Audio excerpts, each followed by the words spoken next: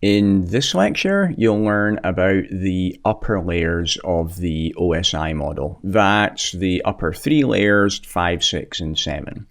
Network engineers don't typically work directly with those upper 3 layers of the OSI model. They're more relevant to application developers, but we still need to know what they do.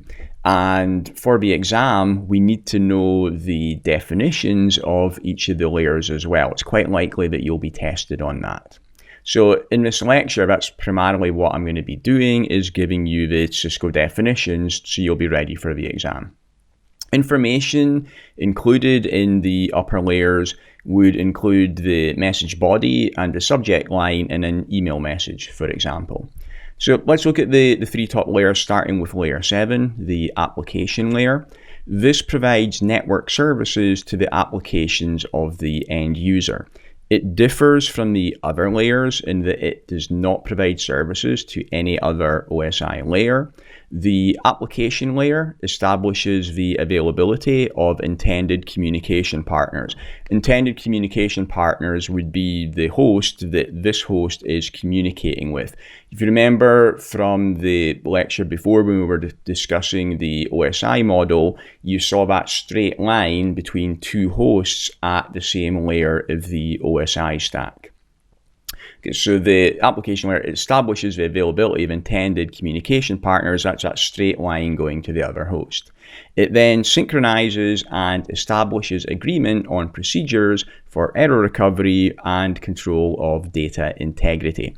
Data integrity means checking that data has not been altered or corrupted in transit. The next layer is layer 6, the presentation layer.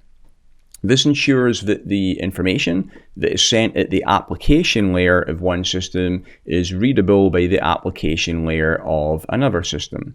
The presentation layer can translate among multiple data formats using a common format. For example, it might need to do this for computers with different encoding schemes.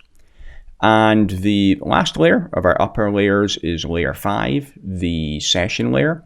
This establishes, manages, and terminates sessions between 2 communicating hosts. The session layer also synchronizes dialogue between the presentation layer of the 2 hosts and manages their data exchange.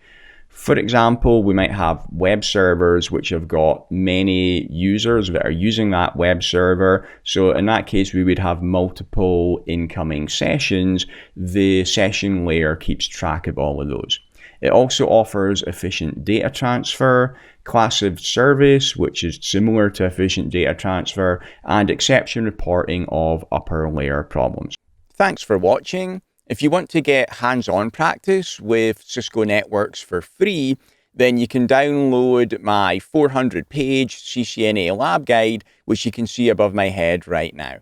Also, check out the video about my CCNA course. It's the highest rated course online. Thanks.